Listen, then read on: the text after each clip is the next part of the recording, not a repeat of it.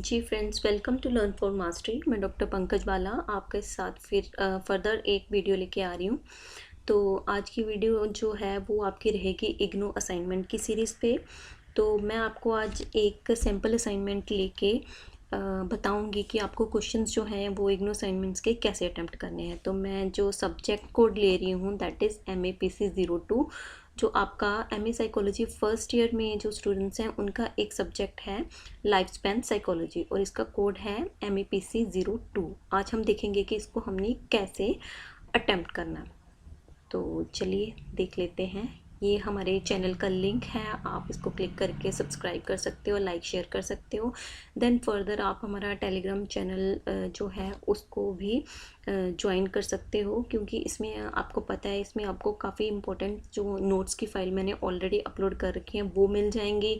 आपको पुराने question papers मिल जाएंगे इस पर, एंड फर्दर जो पुरानी प्रैक्टिकल फाइल्स हैं वो आपको मिल जाएंगे एज अ सैम्पल, जिसके बेस पे आपको अपनी फाइल्स बनाने में काफ़ी हेल्प मिल जाएगी। फर्दर हमारा फेसबुक ग्रुप लिंक है, उसको भी आप ज्वाइन कर सकते हैं।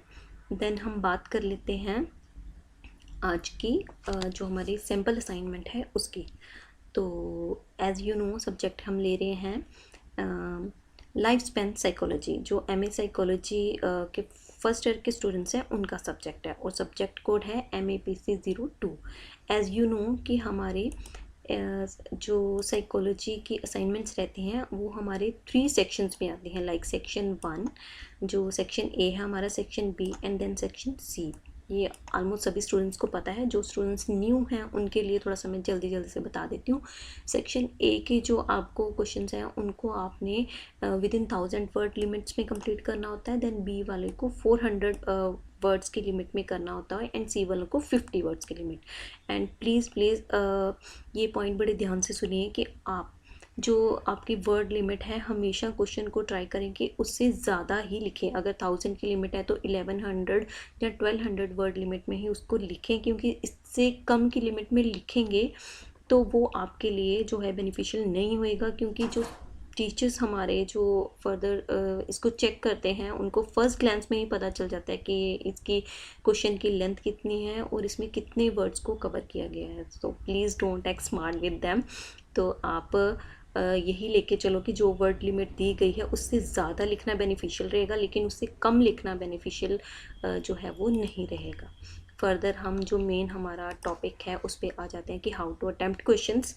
तो देख लेते हैं, जैसे हमने सेक्शन A का फर्स्ट क्वेश्चन देखा है कि discuss cognitive development during middle childhood period.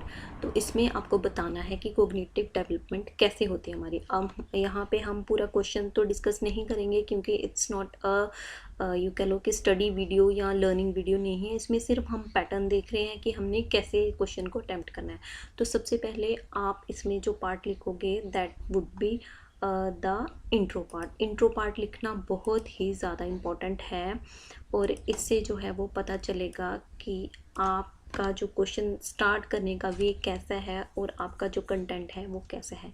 इसमें आप cognitive development during middle childhood जो पीरियड है उसके रिगार्डिंग आप बताओगे सब, कि जैसे इसमें आ जाएगा कि इसमें सबसे पहले जो जनरल चीज़ आ जाएगी कि इसमें एज रेंज क्या है, लाइक इसको 6 to 12 और 7 to 11 माना जाता है।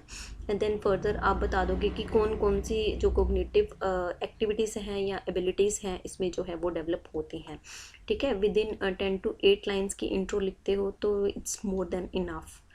फर्दर जो आप करोगे उसमें हम पियाजे की थ्योरी को इन्वॉल्व करेंगे, क्योंकि इसमें जो पियाजे की थ्योरी है वो कोग्निटिव डेवलपमेंट को बहुत अच्छे से एलेबोरेट करके बताती है, और इसमें वो सारी एक्टिविटीज़ को कवर करती है, जिससे हम बता सकते हैं कि इस पर्टिकुलर जो टाइम पीरियड में हमारे जो मिडिल चाइल्डहुड का टाइम पीरियड है इसमें कोग्निटिव डेवलपमेंट कैसे कैसे होती है और कौन कौन सी एक्टिविटीज़ डेवलप होती हैं, लाइक कंजर्वेशन, क्लासिफिकेशन, सीरिएशन, ये सारी इसमें आ जाती हैं।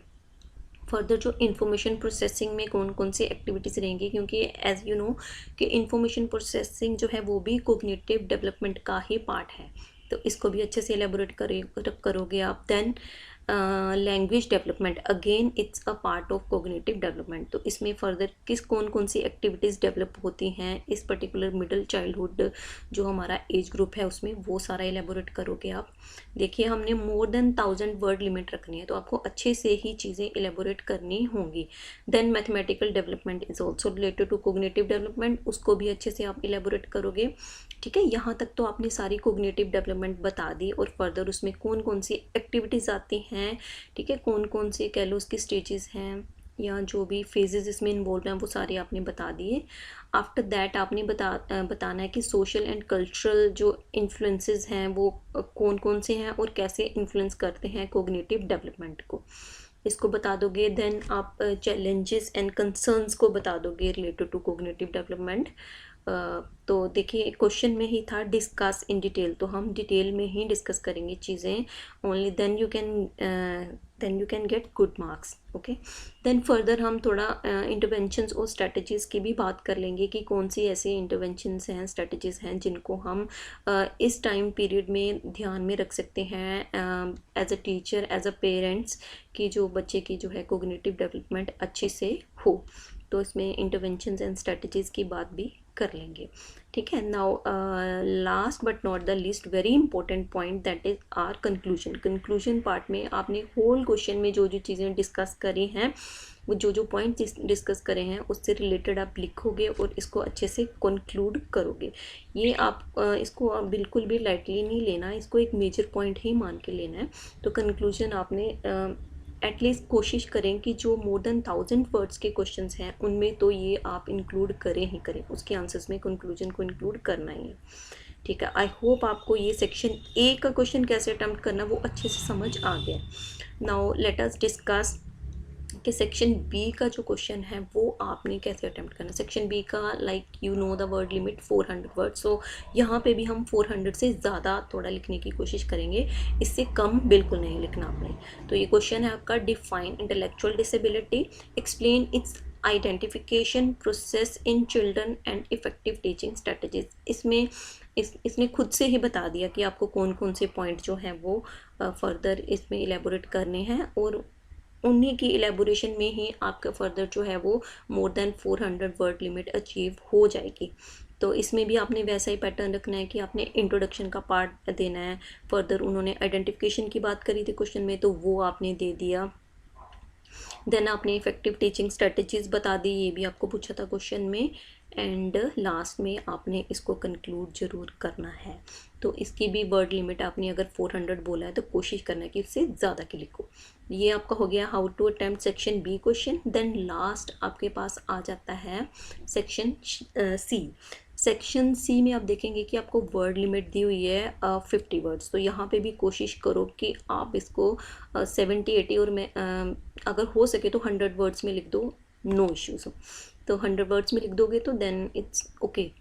तो लेकिन 50 से कम आपको बिल्कुल नहीं लिखना। तो जैसे कि इसमें मैंने 2 क्वेश्चंस लिए हैं एज अ सैम्पल।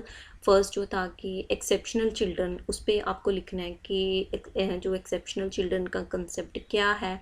तो इसमें आपको विद इन 1 पैराग्राफ ही उसका मीनिंग डिस्कस कर लोगे। ठीक है, क्या कौन कौन सी टाइप्स हैं या क्या उनकी करेक्टरिस्टिक्स हैं, ये सारा कुछ आप इसमें डिस्कस कर लोगे विद इन 100 वर्ड्स, क्योंकि 50 से कम नहीं लिखोगे। 50 से ज़्यादा अप टू 100 चलेगा, मोर देन इनफ होगा अप टू 100।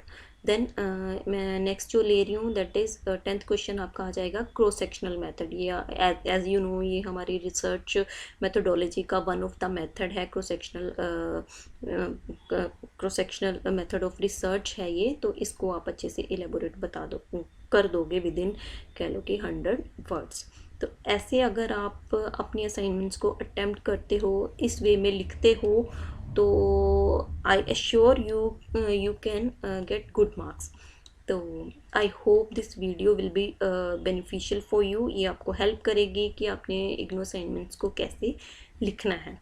और फर्दर अगर आपको इस जो असाइनमेंट्स की जो अगर आपको फुल पीडीएफ चाहिए तो उसके लिए भी मैं आपको अमेज़न का एक लिंक जो है वो वीडियो की डिस्क्रिप्शन में शेयर कर दूँगी, जहाँ से आप जो है इसकी फुल पीडीएफ भी डाउनलोड कर सकते हो। और आई होप कि उससे आपको अपनी असाइनमेंट अच्छे से लिखने में काफ़ी हेल्प मिलेगी। So thanks for now. तो फर्दर मिलते हैं हम आपकी नेक्स्ट वीडियो में। Bye bye.